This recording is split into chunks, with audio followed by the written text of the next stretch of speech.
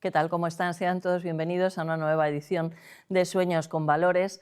Y ya saben que aquí no somos nada si no está mi compañera Mónica Duart. Ella es CEO de Dormitienda, además es la presidenta de la Fundación Mónica Duart y la próxima presentadora de este programa. Lo que pasa es que se me está resistiendo. Mónica, ¿qué tal? ¿Cómo estás? Pues María José, la verdad es que muy bien, con mucha ilusión, con muchísimas ganas. Y nada, la verdad es que muy contenta y dispuesta a aprender para presentar. Hombre, claro que sí. Además, hoy tenemos un programa muy interesante. Sé que la infancia Sí, te preocupa mucho, así que en primer lugar vamos a recibir a un médico que es toda una eminencia, que es el doctor Gonzalo Pin. Enseguida charlaremos con él. En la sección Dormir Bien, qué importante es dormir bien, y luego ese descanso en movimiento, que eso lo haremos nosotras al final. Yo sé que tú estás muy en forma, espero que no me pongas a hacer aquí gimnasia. Hablaremos también si es bueno hacer gimnasia hablaremos. en la cama. No, creo que me estoy metiendo en un berenjenal, así que vamos con la primera sección.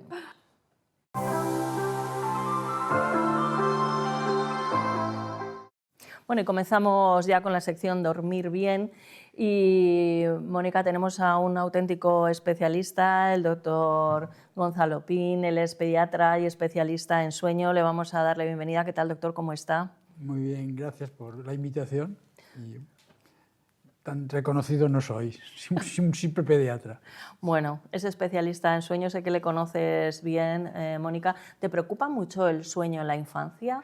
Pues mira, me preocupa mucho y además el día que conocí al doctor Pin hace 2 o 3 años, ¿no? Ahora más o menos, me impactó muchísimo, para empezar, que es una fuente de sabiduría, que es una persona que está constantemente estudiando, que además ahora se ha aficionado a las redes sociales. Sí. Y cada día tiene más seguidores. Y me impactó muchísimo porque me dijo algo que yo no sabía, que yo desconocía, y era que el sueño empieza, que es algo por otra parte a lo mejor lógico, Sí. pero que yo no lo había pensado nunca, que el sueño empieza intraútero, o sea que en las madres a veces no somos conscientes, ¿verdad?, de que nuestro bebé, cuando estamos embarazadas, que está durmiendo. O sea, siempre a veces lo típico que, ¡ay, no se mueve! Y te pones a darte golpes en la barriga, pues a lo mejor no se mueve porque está descansando.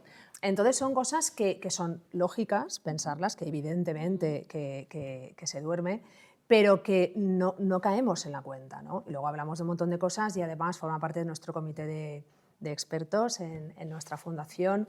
Y la verdad que es una persona muy humilde y bueno, que ahora mismo nos va a demostrar todo lo que sabe. Desde luego que sí.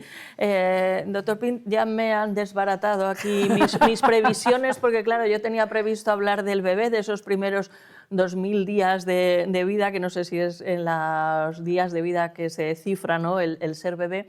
Pero claro, Mónica nos habla del sueño en la concepción de la criatura. ¿Cómo es eso, doctor? Sí, porque el niño, el bebé, cuando está en el útero, es un órgano más de la madre y recibe la información que la madre le da a todo su organismo. O sea, que le va dando información de que estoy comiendo, de que estoy corriendo, de que estoy durmiendo, de que estoy nerviosa, de que estoy haciendo 1000 cosas al mismo tiempo, y eso genera una cosa que se llama cortisol, que atraviesa la placenta. Como cuando duerme la madre se produce melatonina que atraviesa la placenta, y eso le va dando información a ese cerebro que se está desarrollando de cómo funcionan las cosas. Entonces, si yo tengo, especialmente a partir del último trimestre de embarazo, ¿no?, si yo tengo un ritmo de alimentación, de actividad física, de exposición a la luz, de descanso, voy transmitiendo esa ritmicidad al feto, y sabemos, tenemos evidencia, que ese feto que ha estado sometido a esa ritmicidad es un bebé con una calidad de sueño mejor y que adquiere mejor y más rápidamente el ritmo del ciclo vigilia-sueño. Es decir, que es muy bonito porque la mamá y el bebé durante los primeros 2000 años forman... 2000 días, ¿no? 2000 días, perdón. No, forman lo que llamamos un complejo adaptativo, ¿no? Entonces, el bebé influye y el niño influye a la madre y la madre influye en el bebé. Entonces, es un complejo que tenemos que entender como un todo, no mamá por un lado y bebé por el otro. Qué necesario, es imprescindible dormir bien. Y no me extraña, Mónica, que el doctor Pin forme parte de ese comité de expertos, ¿no?, de la Fundación del Sueño. Estamos, si le parece, doctor, con el bebé. Vamos a hablar de la infancia y de la adolescencia. ¿El sueño, la calidad del sueño, influye en la evolución de este bebé? Absolutamente. Absolutamente. ¿Y por qué lloran tanto los niños entonces? Que hay algunos que lloran mucho. Hay unos que lloran mucho y cuando tú rascas, ¿Sí? generalmente ese niño que es el cantador de la maternidad, que despierta al resto de los niños, probablemente su mamá ya notaba que se movía mucho intraútero y su mamá era muy activa, era una empresaria que... No, pues una cosa tengo que decir yo muy interesante al respecto de esto, ¿eh? Yo tengo 2 hijos, mi hija Valeria y mi hijo Álvaro. Mi hija Valeria no la oí llorar hasta los 7 meses. De hecho, le consulté al pediatra, digo, dígame por favor, porque no nos conocíamos todavía, digo, dígame por favor si es que hay alguna enfermedad que los niños no lloren. Y me dijo, sí, hay una, pero tu hija no tiene nada de esto. Pero es que mi hija no lloró nunca. Se llama Valeria y mi hermana le llamaba Maripaz, porque es que era una niña que vivía en paz. Qué bueno es eso. Y luego mi hijo Álvaro lloró muy poco. O sea, yo, de verdad, también es cierto que los embarazos los cogí con tranquilidad porque tenía miomas y tal, pero es cierto que mis hijos, sobre todo ella, es que yo estaba muy preocupada porque no lloraba nada, ni en las vacunas, nada. No le había escuchado el llanto, ni al nacer. Fíjate. Hay un umbral sensorial y cada niño tiene su propio umbral sensorial y lo ideal es, como todo, la media, ¿no? Sí. Si tú tienes una hipersensibilidad sensorial, tienes dificultades, entre otras cosas, de temperamento y de sueño, y si tienes una hiposensibilidad sensorial te pasa lo mismo, porque tu organismo no responde a los estímulos ambientales. Claro, es que era preocupante, ¿eh? Claro, entonces, bueno, pues como todo, ¿no? Hoy sabes que aquellos ambientes afectivos y con una crianza determinada hacen que el ambiente genere el patrón de sueño. En los ambientes poco afectivos predomina la parte genética. Entonces, fíjate que eso es lo que llamamos la epigenética, ¿no? En función de dónde se desarrolla el niño, ocurre. Y para ver cómo se desarrolla hay como cinco estadios, ¿no? Está el ambiente de la familia, el ambiente de la escuela, el ambiente sanitario y luego hoy en día se han añadido la sociedad y el cambio climático. Porque aunque parezca mentira, el cambio climático está afectando la calidad de sueño de la humanidad y especialmente de los niños y de la tercera edad. Doctor Pin, hasta los 5 años, estamos ya en otro ciclo, ¿los terrores nocturnos son normales, se pueden evitar, forma parte de la evolución del ser humano? No le he preguntado casi nada, es un 3 en 1. Yo voy a contestar 4 en 1. Perfecto. Decir, que hasta los 5 años todos tenemos que saber que hay como 3 grupos de niños que duermen mucho, niños que duermen muy poco y niños que duermen en la media. Y poco a poco, desde el nacimiento hasta los 5 o 6 años, van convergiendo. O sea, y eso es importante, que cada niño tiene esa variabilidad. Y no porque su hermano haya dormido X horas, Valeria tiene que dormir X horas, sino que cada uno... Y a partir de los 6 años es cuando más o menos se hace un informe. Los terrores del sueño, usted sabe que tenemos como 2 tipos de sueño, ¿no? El sueño REM, que es ese sueño que tú mueves los ojos, que es como si en ese sueño lo que estás haciendo es ver todo lo que has hecho en el día, con una película muy rápida, y vas metiendo en el archivo lo que has visto, ¿no? Y tenemos otro sueño que llamamos no REM, que no movemos los ojos, que estamos recuperándonos físicamente y ahí funciona mucho la memoria. El REM lo coloca y el no REM lo organiza, ¿no? Pues en muchos niños durante los primeros años se mezclan los dos. Y entonces el terror del sueño es un cuerpo semidespierto con un cerebro durmiendo. O sea, el niño sigue durmiendo, aunque parece que esté chillando, y por eso cuando la madre o el padre van, se enfada más, porque no los reconoce. Y entonces para él no es su mamá o su papá, es una persona extraña que le dice, estate quieto, pero es una persona extraña, entonces cada vez se enfada más. Y eso generalmente hasta un 60% es genético, ¿vale? Es hereditario. Tú preguntas, sí, pues el abuelo tal, o habla, o andaba, etcétera, era sonámbulo. etcétera. O sonámbulo. ¿Y se puede evitar? No. ¿Se puede prevenir? Sabemos que el déficit crónico de sueño, el irse a ponerse enfermo, los cambios de ritmo, favorecen los terrores del sueño. Pero, ojo, es lo mismo despertar confusional, que es que el niño se sienta en la cama, mira y se vuelve a tumbar, el terror del sueño, empieza a gritar, y el sonámbulo. Es lo mismo. Yo puedo en una temporada tener terror del sueño y luego ser sonámbulo. Y si eso ocurre, lo más importante para las familias es sistemas de seguridad, porque el niño o la niña sonámbula es capaz de hacer cosas que por el día hace, abrir una puerta y marcharse a la calle, Han habido muchos o casos, abrir una además, ventana. En nuestra comunidad autónoma hace muy poco, además. una niña de 5 años en el Calpe abrió el balcón y se cayó, se mató. Caray. Y por eso es muy importante esas medidas de seguridad, que es colocar sistemas de cerraje que el niño o la niña nunca utilice por el día. Claro. Porque si lo utiliza una vez, ya lo va a hacer por la noche. El niño no inventa nada en el terror del sueño, en el sonambulismo, pero sí puede repetir. Doctor Pin, sé que le requieren para conferencias y muchos cometidos, así que hasta aquí la participación hoy. Pero bueno, nos quedan por hacer, no sé si 2.500, eran 2.000 días, pues a nosotros 2.000 años de preguntas.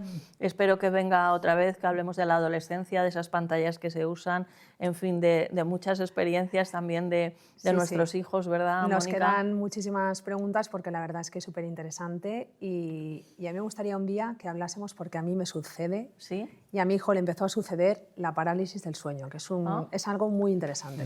Y bueno, no te lo voy a explicar a ti, muy vivido y muy con hipnagógicas traumático. Incluidas. Por eso, sí. Hay muchas cosas que es bueno que todos conozcamos. Sí. Nunca había oído hablar de ello. Claro, a mí me sucede. Hacer salud pública, educación pública es importante porque eso transmite tranquilidad. Y en los medios de comunicación también estamos para eso. Correcto. Por eso, con la colaboración de la Fundación del Sueño de Mónica Duart, pues se agradece, porque estamos todos aprendiendo. Ya hay algunas preguntas que he hecho sobre los bebés porque hay algún papá por aquí que tiene ese caso. Así que, doctor Pin volverá. Cuando Mónica mande. Vamos ahora con la sección Descanso en Movimiento, y precisamente nuestro equipo de producción se ha movido y ha salido a la calle para ofrecerles el siguiente vídeo.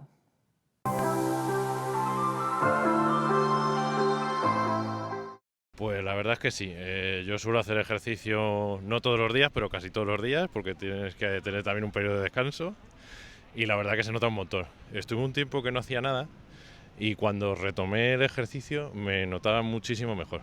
La verdad que sí que se nota. Caigo redondo, ¿sabes? Llegar a la cama y a los 5 minutos ya estoy que no puedo más. Así que fíjate, sí que ayuda mucho. Pues a ver, por la mañana mucho mejor que por la tarde, aunque también depende del tiempo de trabajo, porque si el trabajo lo tienes por la mañana, pues es imposible hacerlo. Así que intento hacerlo por la mañana siempre que puedo, y si no, pues por la tarde.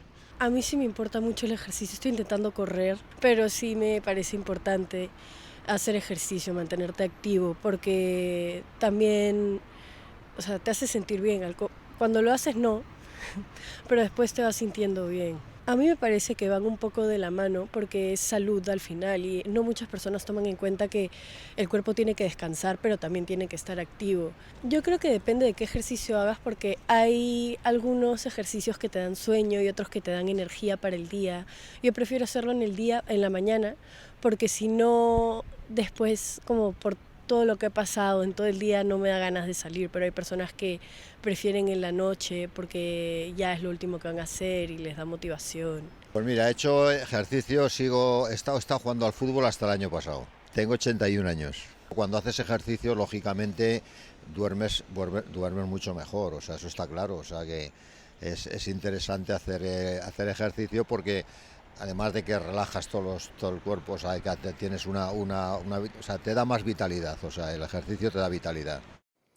Mónica Duart es, bueno, muchísimas cosas, una empresaria número 1, pero es CEO de Dormitienda, y yo sé que te gusta hablar del sueño, pero desde luego creo que es fundamental decirle a nuestros espectadores que pueden bucear en la web de Dormitienda y que tiene unos espacios maravillosos tanto en Alicante como en Madrid, como en Sevilla, como en Valencia, y además hace muchísimo ejercicio. Y para dormir nos estamos centrando, fíjate qué testimonios tan diferentes en edades y en personalidades, Sí, sí. ¿no? Pero no sé si hemos dado con gente que hace ejercicio o que ha subido mucho el nivel en España, pero es muy importante el ejercicio, la postura y cómo está nuestro cuerpo. Pues mira, así es. De hecho, los 3 pilares, según la Organización Mundial de la Salud, para el bienestar físico y mental, son la nutrición, el ejercicio y el descanso. O sea, estamos en esos 3, ¿no? Y la verdad es que el deporte es fundamental. La verdad es que las rutinas deben de ir cambiando. Yo no soy entrenadora, pero sí que me dedico al descanso, y deben ir cambiando conforme vamos cambiando nuestra edad.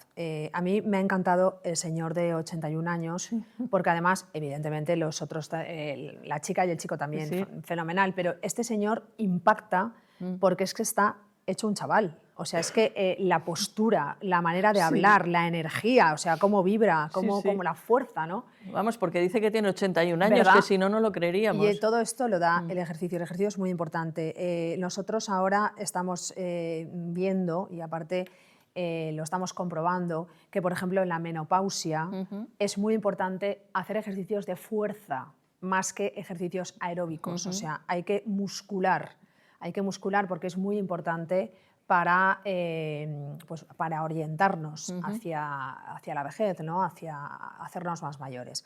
El ejercicio es fundamental practicarlo.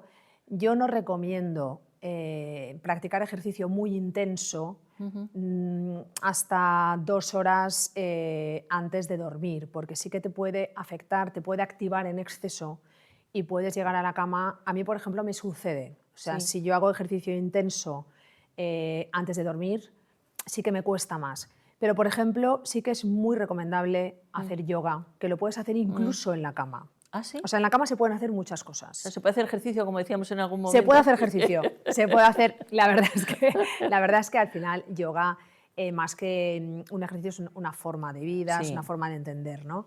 Yo hago yoga desde hace 4 años y meditar y aprender a respirar es fundamental, sobre todo para poder concentrarnos y para poder inducirnos de una manera muy saludable en el sueño.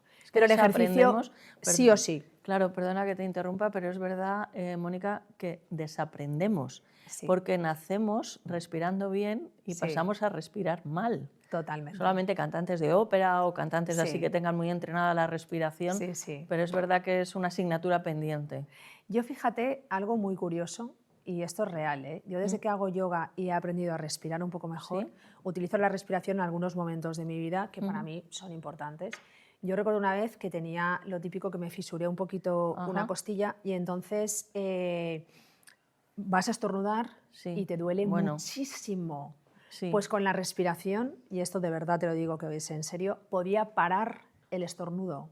O sea, cuando yo notaba que respiraba de una forma determinada y no estornudaba. O sea, podía pararlo. Qué bueno. Entonces, la verdad es que te puede salvar de un día de estrés, te puede parar una crisis de ansiedad. O sea, la respiración es fundamental y todos deberíamos de respirar, de concentrarnos y de meditar un poquito antes de dormir, porque la verdad es que eso es salud y es fuente de vida. Y el ejercicio, repito, o sea, sí hay que hacerlo. O sea, hay que hacerlo, y además no solo hay que hacerlo, hay que inculcarlo a nuestros hijos. O sea, es fundamental que ya desde la infancia se muevan, que hagan ejercicio y que valoren, porque además es muy bueno para, pues ya te digo, para nuestro cerebro, para nuestra dopamina y para generar esa energía que necesitamos todos los días. Claro, fíjate que el doctor Pim, vamos, que volverá en más programas seguro, pero una de las preguntas que teníamos preparadas sobre la adolescencia es esas, bueno, pues las tablets, los teléfonos, pero no solamente los adolescentes, yo creo que lo hacemos todos. Entonces, dice, como para relajarte, pero dicen que esas luces azules, ¿no?, que proyectan y tal, que es lo menos conveniente que hay antes de dormir.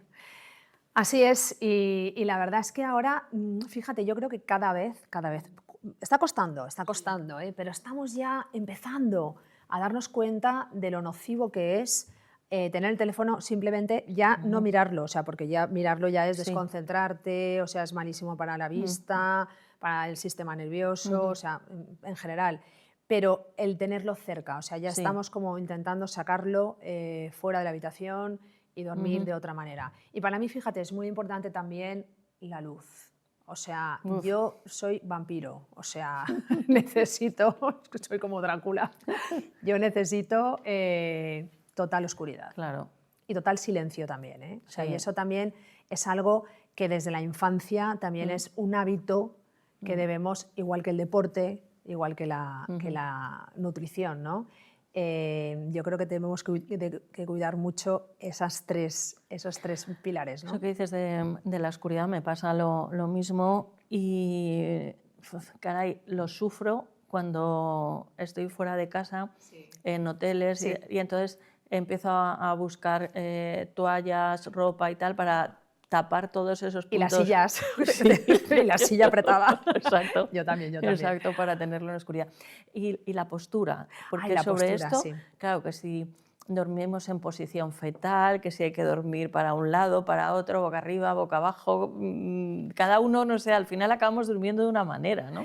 Sí, a ver, es muy difícil dormir de la forma que recomendamos, que es la más adecuada, que es del lado izquierdo, del lado donde tenemos el corazón, ¿vale? ¿Por qué? Porque va fenomenal para las personas que tienen reflujo, problemas digestivos, el corazón bombea muchísimo mejor, liberas la presión en otros órganos del organismo, en fin, dicen que es la mejor para la circulación, es la mejor postura incluso también para las mujeres embarazadas, o sea que es más adecuado.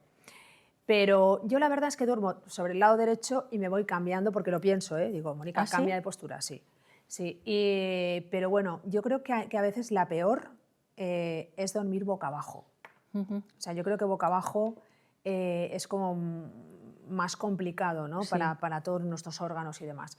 La más recomendada es dormir sobre el lado izquierdo. Y luego ya hay gente que almohadas necesita 4 para dormir, o sea que la almohada es también muy importante. Sí, fíjate que también hace ¿sabes? ya tiempo que los hoteles, en algunos hoteles están ofreciendo esas cartas de Sí, almohadas, sí. y no solamente es una imagen de la infancia. Durante mucho tiempo, bueno, me dedicaba al baloncesto, entonces hacíamos muchos viajes y para jugar y tal, y había algunas jugadoras y yo procuraba también, si podía, llevar mi almohada, ¿no? Entonces Yo no la es llevo como, siempre. ¿verdad? Sí. Es que Pero a Tailandia y todo, ¿eh? a todos lados, ¿no? Sí, no, yo no puedo viajar sin mi almohada. Qué bueno. También por un tema de cervicales y tal. Sí. Pero bueno, hablando de la posición correcta, la mejor, la que se recomienda, es del lado izquierdo. O sea que vamos a intentar recordarlo. Yo lo intento y de repente cambio. Digo, venga, voy a quedarme un rato ¿Para aquí. qué? Y cuando te acostumbras, coges el hábito. La verdad es que al final te va resultando más sencillo, ¿no? Es verdad. Mónica, estamos ya en los minutos finales del programa, pero se ven recomendaciones, ¿no?, de cada cuánto tiempo hay que cambiar un colchón, cómo tiene que ser un colchón. Claro, generalidades, si estamos hablando de carta de almohadas, pues también la hay de colchones. Pero ¿qué le debemos exigir a un colchón? Porque muchas veces nos fijamos en la decoración, cantidad, y yo el colchón lo asemejo con los zapatos. Los zapatos tienen que ser buenos. Sí. La ropa, hombre, si es buena, mejor. Pero quiero decir, una camiseta o cualquier cosa nos puede servir, pero los zapatos tienen que ser buenos. Que no te aprieten, que no te hagan... Y que sean de piel, a lo mejor no son de una marca, pero que tienen que ser buenos y con una buena horma. Y el colchón pasa lo mismo. A lo mejor no tenemos una decoración muy poderosa, pero si tenemos un buen colchón, está asegurado el descanso. ¿Qué le tenemos que exigir? Mira, yo pienso, por la experiencia que tengo, que el mejor colchón es aquel que no te fuerce, es decir, que no sea demasiado blando, que no te hundas demasiado y te cueste dar la vuelta, porque ahora hay una tendencia también que los fabricantes estamos haciendo colchones cada vez no más blandos, pero más suaves, ¿vale? Y antes había una tendencia de que eran cada vez más firmes. O sea, yo recuerdo cuando tenía 16 años que el colchón tenía que ser muy firme, muy firme. Y ahora a veces son demasiado suaves. Entonces, yo creo que algo intermedio, que hay colchones que tienen un punto de firmeza. Es esa sensación que cuando tú pruebas el colchón y te tumbas, te acoge, pero no te hunde, ¿vale? O sea, tiene que haber un punto de firmeza que para ti sea confortable. Luego hay diferentes materiales Pero, por ejemplo, la combinación de muelles ensacados con viscoelástica, que es es como una espumación de alta densidad, lo que hace es que te reduce el número de vueltas que das en la cama, porque alivia los puntos de presión. Nosotros cuando generalmente damos vueltas en la cama es porque, imagínate, estamos del lado izquierdo, que es lo que estamos hablando. Si te pasas toda la noche, llega un momento que lógicamente tienes que aliviar los puntos que están en contacto con el colchón. Y por eso te vas dando la vuelta. Hay materiales hoy en día en el mercado que lo que hacen es que alivian esos puntos y por lo tanto reducen en un porcentaje considerable los números de vueltas que damos en la cama. Pero yo buscaría una firmeza óptima, o sea, una firmeza cómoda. Eso es importante. Bueno, pues yo creo que es muy interesante todo lo que hemos hablado. Gracias por acompañarme en este viaje, por dejar que te acompañe en este viaje y por presentarnos a todos al doctor Pin, porque sé y sabía que era una eminencia, no había tenido la oportunidad de entrevistarle y bueno, una cosa es lo que se ve en la pantalla y luego todo lo que hemos podido hablar y charlar con él fuera sobre el sueño. Fíjate, en la gestación, es una de las cosas que hemos aprendido hoy, que además lo ha introducido Mónica Duart, porque íbamos a hablar de los bebés, pero no, ya desde la gestación, los bebés, la infancia, la adolescencia, es un camino también apasionante que debemos preocuparnos por nuestros hijos. Muy apasionante y muy sorprendente además también, por muchas cosas que además el doctor, que es una eminencia, tiene muchísimas anécdotas y luego hay niños que sufren con distintas patologías que afectan directamente al descanso, como por ejemplo el espectro autista, ¿no? Que también hablaremos en otro momento, si te parece, sobre ese tema, porque no solo afecta a estos niños, sino también a sus entornos familiares y es muy difícil a veces pues rendir en el día a día cuando tienes un niño que padece de autismo, por ejemplo. Mónica, ¿volverás? Volveré encantada. Gracias. Mónica Duart, ella es CEO de Dormitienda, también la presidenta de la Fundación del Sueño. Precisamente hemos conocido hoy al doctor Pin, que forma parte de ese comité de expertos de la Fundación del Sueño, Mónica Duart. Hemos aprendido muchas cosas, lo hemos pasado bien, espero que ustedes también. Y a un colchón ya sabe que le tienen que exigir palabras textuales de Mónica Duart, que de esto sabe muchísimo. Un punto de firmeza, ojo que igual lo podemos pedir para más cosas en la vida, ¿eh? Un punto de firmeza, pero que nos acoja y no nos hunda. Nos vemos pronto, que sean felices.